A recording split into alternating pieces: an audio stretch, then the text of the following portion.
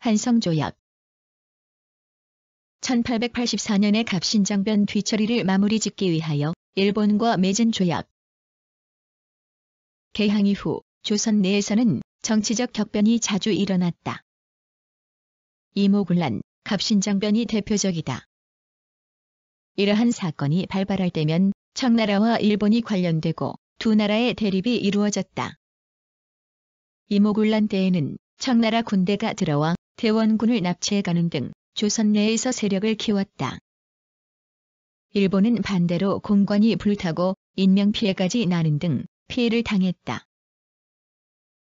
갑신정변은 국내 정치적 사건이었으나 당시에는 일본이 혁명 세력과 연결하여 지원을 하였으나 결국 실패하여 궁중에 있던 일본군이 청군에 쫓겨나는가 하면 일본 공사관은 민중의 습격을 받아 불타고 일본 거류민이 피살되는 등 일본 측이 피해를 당하는 사건으로 확대되었다.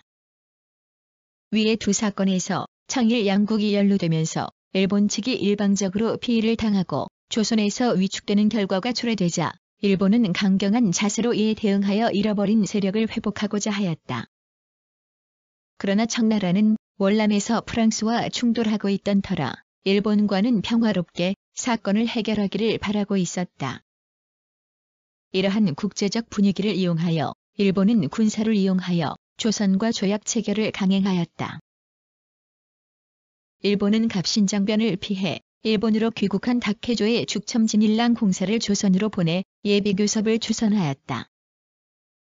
그는 사변심할서를 제출하여 정변 당시 일본 측이 행한 행동은 정당한 것이었다고 주장하였다. 이에 조선 정부는 일본 공사가 난도들을 비호하였고 그들을 일본으로 피신시킨 장본인이므로 책임이 크다고 주장하여 그의 협상 의지를 꺾어버렸다. 이에 일본 정부는 굴하지 않고 무력으로 나왔다. 전권 대신의 명을 받은 외무경 이노우에, 정성형은 서기관 곤도 근등진서, 미국인 외교고문 스티븐스와 함께 육군 중장 다카시마 고도, 지조, 해군 소장 가바야마가 지휘하는 2개 대대병력과 7척의 군함의 호위를 받으며 한성에 들어왔다. 이에 조선 정부는 하는 수 없이 좌의정 김홍집을 전권 대신으로 임명하여 협상에 들어갔다. 일본 측은 여러 가지 요구를 강하게 하였으나 공사관 건축비를 반으로 삭감하고 공사관 호위병 1000명을 주둔시키겠다는 요구를 제외시키도록 하는 데 합의하고 대체로 일본 측 요구대로 협상이 이루어졌다. 일본 측은 한국 측의 요구인 김옥균의 반환을 인도적으로 수용할 수 없다고 거절하였으나 다케조의 공사 등을 일본으로 송환하겠다고 약속하였다. 일본 측도 갑신정변에 대한 책임을 느끼고 있었으나 무력 시위를 통해 협상을 강행한 것이다. 협상 결과는 협상 개시 3일 만에 한성조약이라는 이름으로 발표되었다. 조약의 내용은 다음과 같다.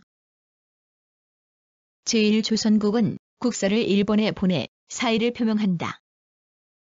제2일본국 조해인민의 유족 및 부상자를 혈급하고 상민의 화물이 훼손 약탈된 것을 보전하여 조선국에서 10만 원을 지불한다.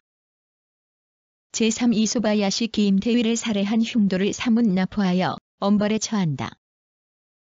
제4 일본 공관을 신기지로 이축함을 요하는 바 조선국은 마땅히 기지 방옥을 교부하여 공관 및 영사관으로 사용하도록 할 것이며 그 수축 증권을 위해서 조선국이 다시 2만 원을 지불하여 공사비에 충용하도록 한다.